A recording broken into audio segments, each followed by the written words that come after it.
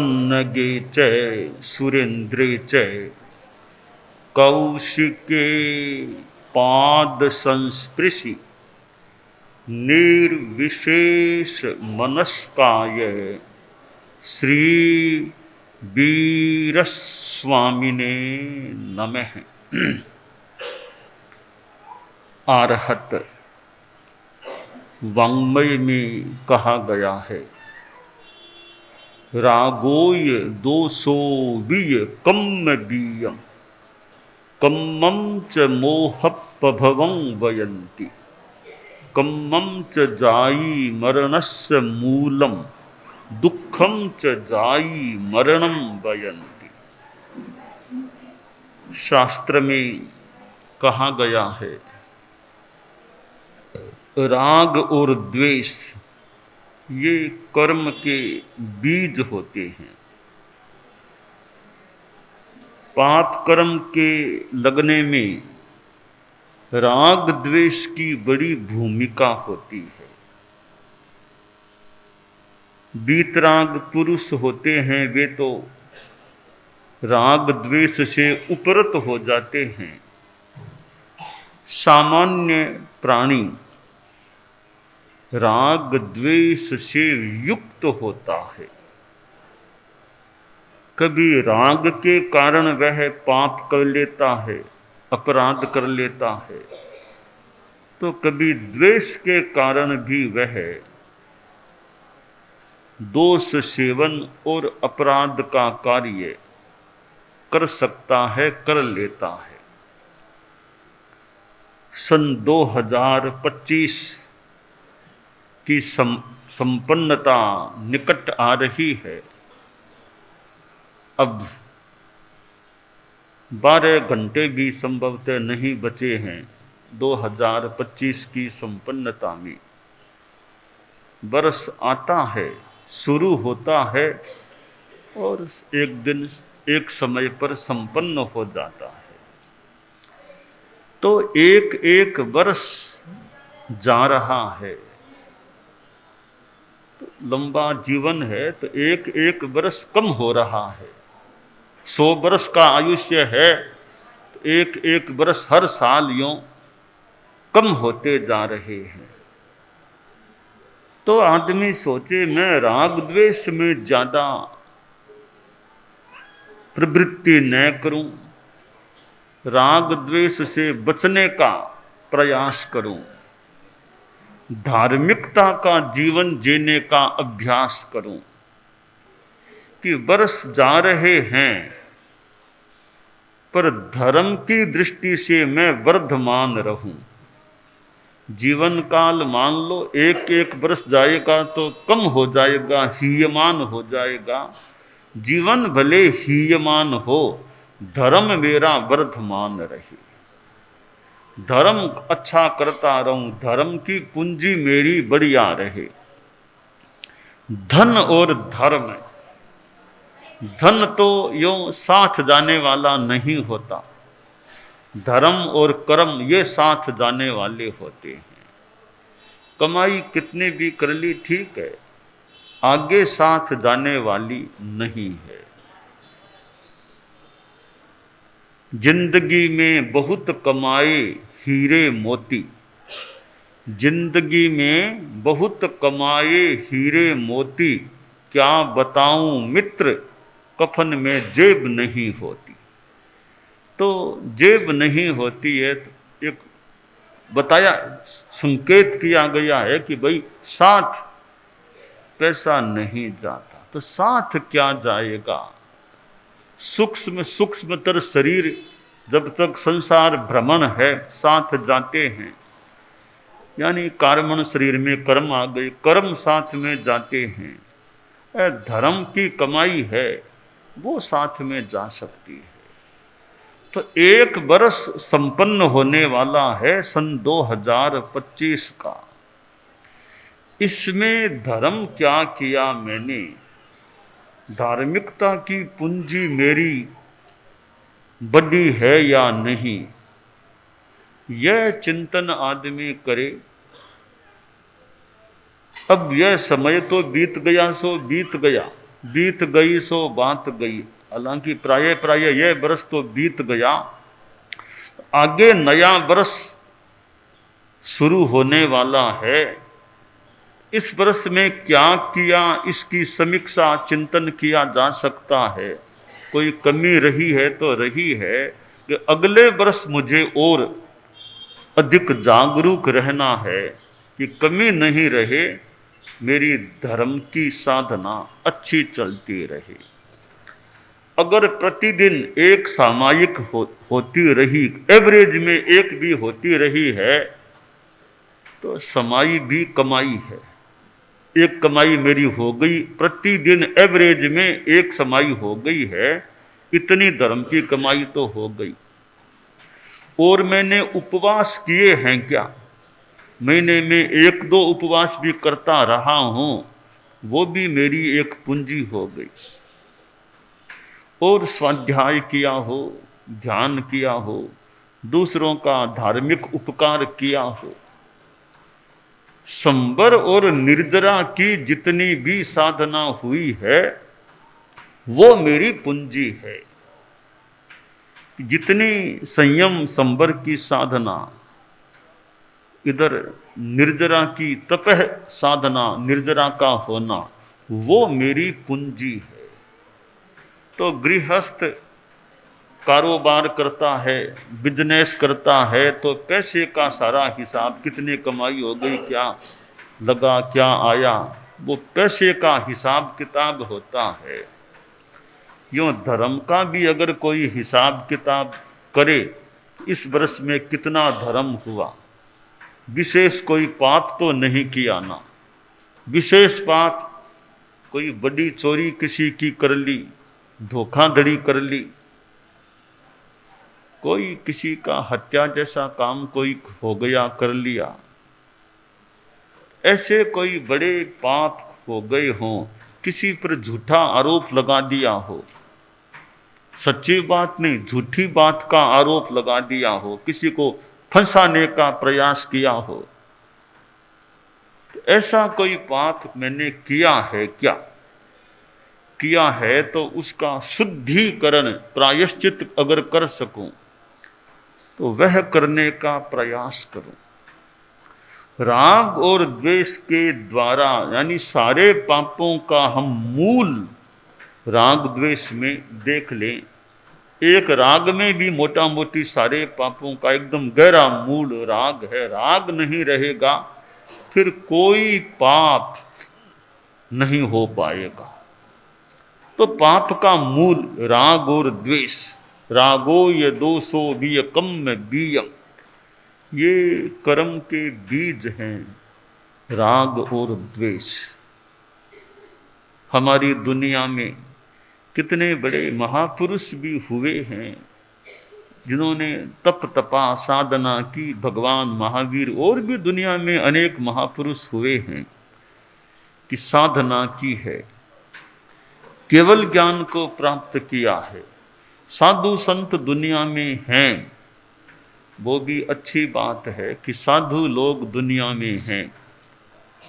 तो ये संत लोग हैं, इनसे उपदेश सुनने का मौका मिले, ज्ञान मिले और बोधि की प्राप्ति हो जाए कि सम्यक दर्शन, सम्यक ज्ञान, सम्यक चारित्र, ये ज्ञान दर्शन चारित्र की बोधि है, वो बोधि उपलब्ध हो जाए।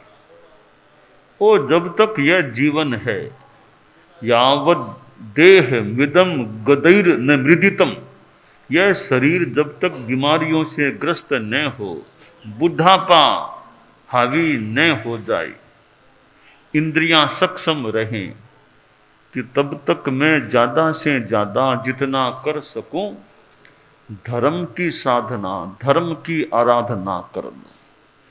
तो एक वर्ष ये सन 2025 जिसका आज अंतिम दिन है, 31 दिसंबर अंतिम दिन, और कुछ घंटे नए वर्ष का प्रारंभ होने में बीच में अवशिष्ट हैं। कई लोग नए वर्ष को बहुत जश्न के रूप में मनाने वाले, मना सकते हैं। भी नया बरस आ रहा है, मानो कोई बड़ा अतिथि आ रहा है, नया वर्ष, तो यह उत्साह उमंग भी है। पर खास बात यह है कि नए वर्ष में मुझे धर्म का काम क्या करना है, वो चिंतन करूं, वो प्लानिंग करूं, वो योजना बनाऊं।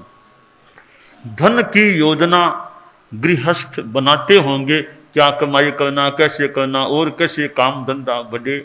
धन की प्लानिंग की जाती है, की जा सकती है, तो धर्म की भी प्लानिंग करें कि 2026 का वर्ष आने वाला है, मैं प्लानिंग बनाऊं, यदि उचित लगे अनुकूलता हो भी, क्या धर्म करना है 2026 में।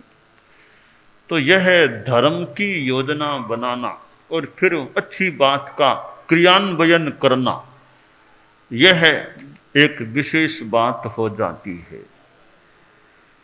जीवन में आदमी को पैसा मिल गया, ठीक है, आप गृहस्थों के लिए पैसे का भी महत्व है। पैसा मिल गया और कोई विशेष कोई स्थान मिल गया, प्रतिष्ठा मिल गई, ये चीजें भौतिक हैं, लौकिक और भौतिक हैं। आध्यात्मिक चीज वो आत्मा से जुड़ी हुई है। एक आध्यात्मिकता है, दूसरी भौतिकता है। तो आदमी सोचे भी भौतिकता ठीक है, काम में ली जाती है, पर मैं आध्यात्मिकता का, आत्मा के उत्थान का कार्य, आत्मा के उत्थान की दृष्टि से कुछ प्रयास करूं। कि आत्मा को अमर कहा गया है, शरीर तो अस्थाई है, यह स्थूल शरीर नश्वर है, परंतु आत्मा अविनश्वर तत्व है। आत्मा कभी नहीं मरती है, अनंत काल हो गया और अनंत काल हो जाएगा, कभी भी आत्मा मरती नहीं। आत्मा अमर है, हमेशा रहेगी। पर शरीर यह जो स्थूल है वह नश्वर है। इस नश्वर देह से अविनश्वर आत्मा का भला हो, ऐसा कुछ जिंदगी में करें, वो बड़ी बात है। नश्वर से लाभ उठाएं, और लाभ यह उठाएं कि नश्वर के द्वारा अविनश्वर का भला हो सके, आत्मा का कल्याण हो सके, ऐसा हम कुछ प्रयास करें। भगवान महावीर 24वें तीर्थंकर इस अवसर्पिणी के इस व्रत क्षेत्र के हुए हैं। कितनी तपस्या साधना की होगी, और भगवान महावीर के बाद भी जैन शासन में कितने आचार्य आदि हुए हैं, और कितने साधु साध्वियां। पूरी दुनिया में तो कितने चारित्रात्माएं होंगे, करोड़ों करोड़ों करोड़ों करोड़ों कितने चारित्रात्माएं उपलब्ध होते होंगे।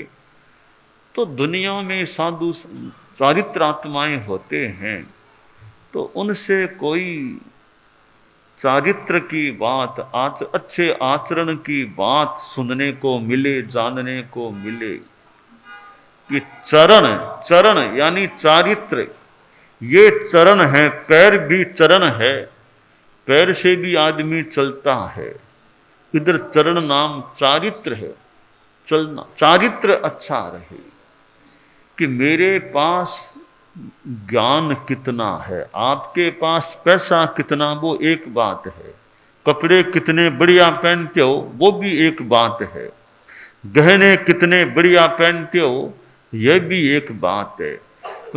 ये कितने बढ़िया गहने हैं, कितने बढ़िया कपड़े हैं, कितना बढ़िया चेहरा है आपका, यह एक पॉइंट है, इसका बहुत ज्यादा मूल्य नहीं। पर आपके पास और हमारे पास सम्यक ज्ञान है या नहीं, धर्म के प्रति श्रद्धा है या नहीं, और चारित्र की सुवास, चारित्र की पूंजी, तपस्या का धन, वो हमारे पास कितना है, उसका ज्यादा महत्व है। कि आभूषण हैं वे तो बाहर की शोभा है, आप बढ़िया हार पहन लो, कानों में कुंडल पहन लो, हाथों में गहने पहन लो, कंकण पहन लो, और कोई बढ़िया अंगूठी आदि पहन लो, तो यह भी शोभा तो हो सकती है, पर शब्दे आभरणा भारा, ये आभरण अलंकार गहने तो साधु की दृष्टि से सोचें तो भार है। वैराग्य आ जाए तो ये तो भार है, गहने तो भार है। गहनों को छोड़ो, निर्भार बनो। हाँ, भीतर के सद्गुणों के आभूषण हैं, उनको धारण करने का, रखने का प्रयास करें। तो कपड़ा ठीक है, गंदा नहीं हो, या शरीर भी गंदा नहीं रहे, यहाँ तक सामान। बाकी और भी संसार में कोई फंक्शन में जाना है आपको, बढ़िया कपड़े पहने, कोई बुरी बात नहीं है। बढ़िया कपड़े पहनना कोई बुरी बात नहीं है, आभूषण भी पहन लिया कोई बुरी बात नहीं है। पर यह सामान्य बात है। भी शादी में जाओ, फंक्शन में जाओ, अच्छे कपड़े पहन के जाओ, कोई अच्छे आभूषण पहन के जाओ, अच्छा एक सांसारिक चीज है वो। परंतु धर्म की दृष्टि से देखें कि आभूषण बढ़िया है या नहीं, आगे के लिए आभूषण काम नहीं आएंगे। कोई यह नहीं देखेगा संभवतः कि बहुत बढ़िया आभूषण पहनता था, इसको तो बहुत बढ़िया जगह ऊपर मिलनी चाहिए। संभवतः यह नहीं देखेंगे कि बहुत बड़ा आदमी था, बहुत अच्छा पद पर था, इसको तो बहुत बढ़िया जगह। ये पद, प्रतिष्ठा, आभूषण, गहने हैं, ये मूल कसौटी नहीं है। कल्याण की दृष्टि से संभवतः ये कसौटी नहीं बनते। तो जीवन में साधना कितनी की, संबर निर्जरा की साधना कितनी की, क्षमाशीलता कितनी, अनहंकारिता कितनी, सरलता कितनी, संतोष कितना, वितरागता कितनी आई, इसके आधार पर आगे का मार्ग प्रशस्त हो सकेगा। तो हम अपने जीवन में धर्म की साधना करने का प्रयास करें। और कभी गृहस्थ लोग हैं, वे भी सोचें पैसा एक साधन है, एक चीज है गृहस्थ जीवन को चलाने के लिए, परंतु पैसा सब कुछ नहीं है। पैसा कुछ है, सब कुछ नहीं है। एक नयो पैसो भी ठारे, नहीं चालसी सागर, कर्या आपरा कर माशू ही, सुख दुख मिलसी आगरे, संयम रे मार्ग पर चाल्या, संयम रे मार्ग पर चाल्या, तुलसी निश्चित है निस्तारो, चेतन चिदानंद चरणा में सब कुछ अर्पण, सफल बना तू सत्संगत में, मूंगा मोलो मिनख जमारो, चेतन चिदानंद चरणा में। कभी जीवन में सत्संग करें, साधुओं की और की, सज्जनों की संगति करें, कि भीतर में बहुत बड़ा खजाना है, पर भीतर के खजाने को हम देख पाते हैं या नहीं। हालांकि इतना ज्ञान नहीं है हमारे में, तो भीतर के खजाने को कितना क्या देख पाएं। पर जो जो हमारी साधना आगे बढ़े, बस और ज़्यादा नहीं, गृहस्थ जीवन में मान लो, साधु तो है नहीं, गृहस्थ हैं, कि जीवन में ईमानदारी का प्रयास रखें। धोखाधड़ी, चीटिंग, इनसे जितना संभव हो सके बच्चे। ट्रांसपेरेंसी, कोई धोखाधड़ी नहीं, साफ सुथरा काम है। जीवन में अहिंसा की भावना रखें, बिना मतलब किसी भी प्राणी को तकलीफ देने का प्रयास हमारे द्वारा न हो जाए। और जीवन में संयम रहे। फिर धर्म, ध्यान, स्वाध्याय, माला जप जितना हो सके वो करें। तो यह 2025 तो जाने के निकट आ गया, 26 आने वाला है। तो 26 में हम जितना धर्म ध्यान कर सकें वो हमारे लिए आध्यात्मिक दृष्टि से अच्छी बात हो सकेगी।